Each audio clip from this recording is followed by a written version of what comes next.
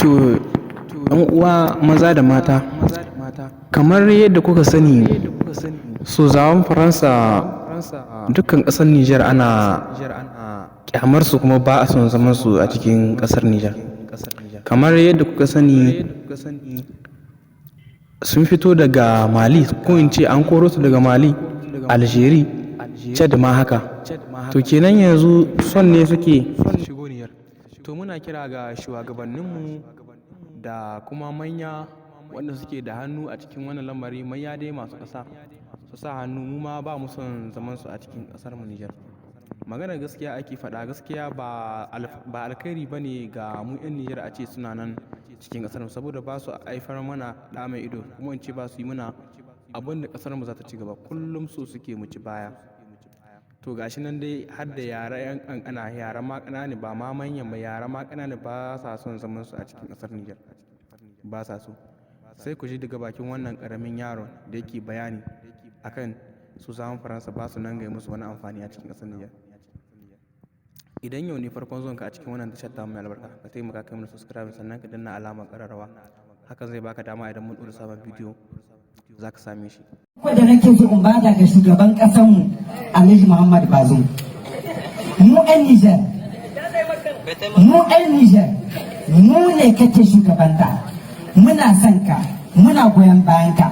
Mun san kai da kanka ba ka son zaman wannan bazin ita da suke Nijar. Amma kana tsoro, ko dai kana tsoron tura saboda mulki, mu mun yarda za mu baka goyon baya 100%. 'Yan Nijar a shirye muke, muna goya ma baya. Faransa ba kai saka kafin shi da muke ganin ka. Muna goya maka baya. Abinda muke so da kai shine dan Allah shugaban ƙasa, a lokacin da mu matasan Nijar za mu fito mu kori wa'annan turawa, wa'annan masu jajjayen kunni, dan Allah ku bar mu kore su da kanmu. Abinda muke so kenan.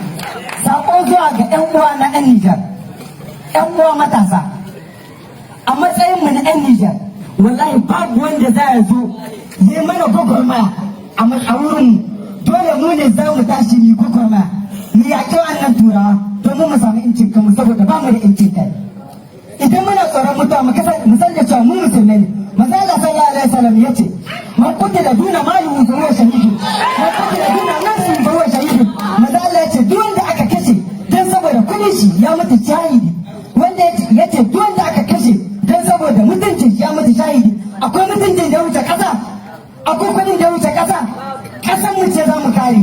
Ina kira ga 'yan Nijar gaba daya, mu tashi kwanmu da kwarkwatan mu duk inda muke, tun daga Agadas har Tilaberi, daga Doso ta wata ko ina da ko ina, mu tashi gaba daya, mu huto matasa, mu kori wa'annan jajjayen kunne. Wallahi tallahi tare da su ba ma ci gaba ba, kuma idan muka kore su shekara da ya ta yi a samu canji gaba daya. Wannan shine sakon da nake so isar. Assalamu alaikum.